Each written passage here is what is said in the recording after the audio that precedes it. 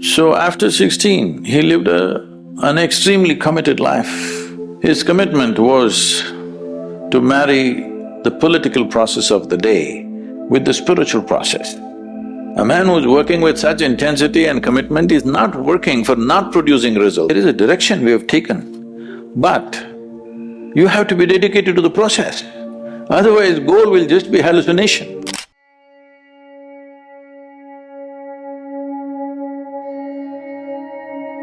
We know the life of Krishna, that people think Krishna means butter, girls and flute. But you need to understand this.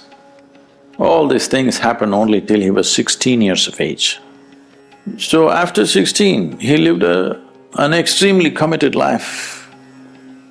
His commitment was to marry the political process of the day with the spiritual process.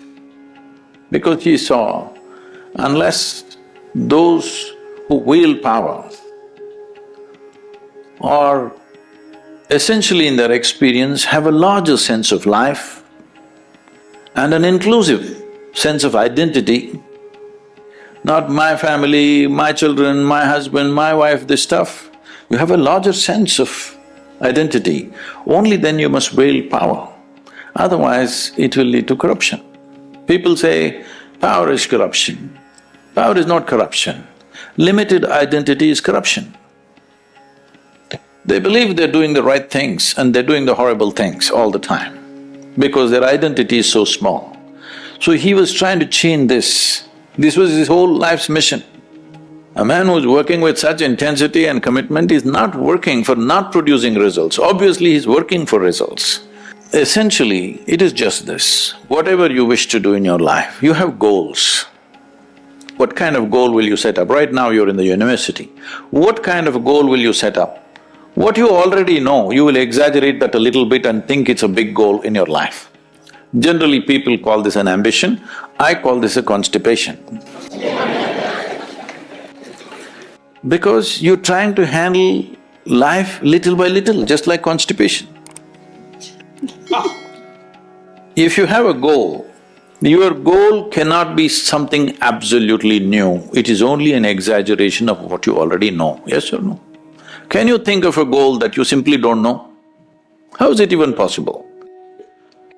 So, what he is saying is, there is a direction we have taken, but you have to be dedicated to the process.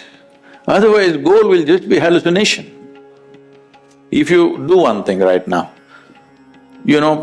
just don't take this one breath, take the other breaths, let me see. I can't do it. That's all he's saying. He's saying without taking this step properly, you hallucinate about the goal, what is the point? In yoga we say this very simply. We say if you have one eye on the goal, you have only one eye to find your way, it's inefficient, that's all. So he's just talking about in a battle, if you're inefficient, it is not that you won't get your increment or promotion, you just get dead. Hello?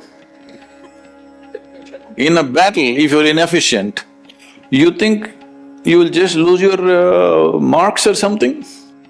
A grade you will lose, is that what it is? No, you will be buried that evening. So he is telling him, because Arjuna is talking about how to kill all these people and me become a king, he says, you will not become a king yet. You need to shoot this guy in front of you now, properly. Otherwise, you… not the king, you will be buried today evening. That's all he's trying to tell him. Is it wrong? I have continuously instilled in people that you're absolutely devoted to the process. Now what you're doing? You do this well, you just absolutely involved in the process. Know the joy of involvement, first of all. Without absolute devotion to what you're doing right now, you will not do anything significant in your life. Whether it's art, music, spirituality, politics, business, take anything. Without being devoted to the process that you're doing right now, you think you will do anything significant?